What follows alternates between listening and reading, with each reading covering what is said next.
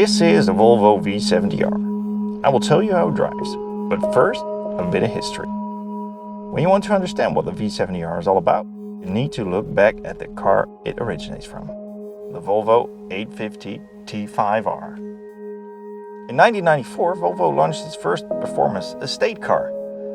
It followed the BMW M5 Touring and the Audi RS2.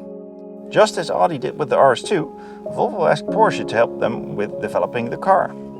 Unlike Audi and BMW, Volvo was the first manufacturer that actually started racing their estate car. Now they all laughed when Volvo said they'd be entering an estate, but they don't think it's funny anymore. It's because Jeannette Alblas has gone past in the Volvo estate. Fantastic! Round druids.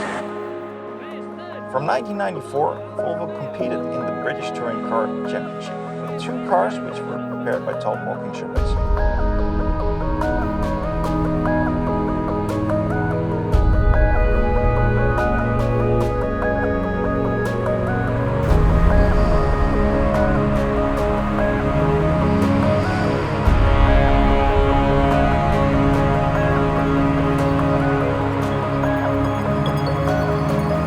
The main attraction of this car is its engine.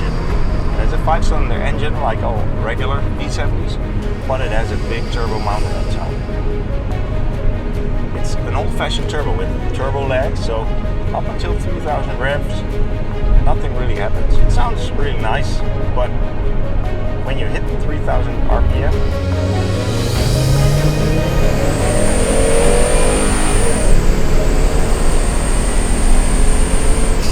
5-cylinder becomes violent. The air intake starts to loudly suck up all available air. The exhaust begins to growl, and the turbo starts whistling like an old-fashioned running car.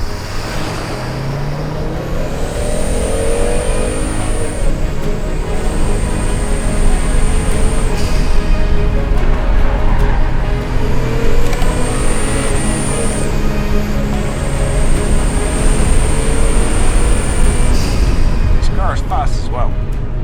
It has about 250 PS, and that's about the same as a Porsche 911 had during the first half of the 1990s. You might think it weighs a lot more than a Porsche 911 did, but it weighs almost the same as a four-wheel drive Porsche 911 back in the day. The manual transmission was the most powerful because they had to tune back the automatic transmission. Transmission just couldn't cope with the big amount of power that the block delivered.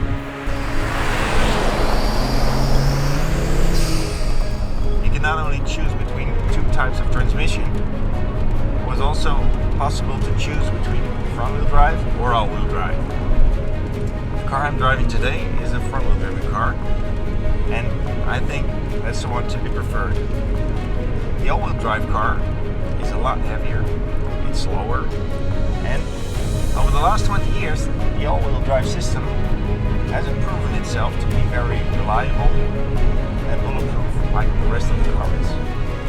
Actually, a lot of owners of an all-wheel driven car have converted it to front-wheel drive. When it comes to steering, you have to keep in mind that it's a sporty car, but bigger and heavier.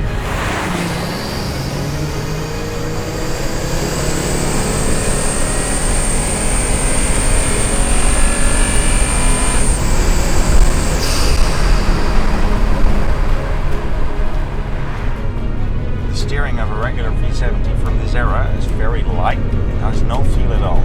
You really don't know what's happening underneath your tires. None of that in this V70R. The steering wheel is a lot heavier, you feel what's happening underneath your tires, and you feel a lot more in control of the car. Nevertheless, it's still as practical as any other Volvo. It'll just get you there faster. Thank you for watching. If you like this video or want to support the channel, then please subscribe. You will get an update when a new video is posted.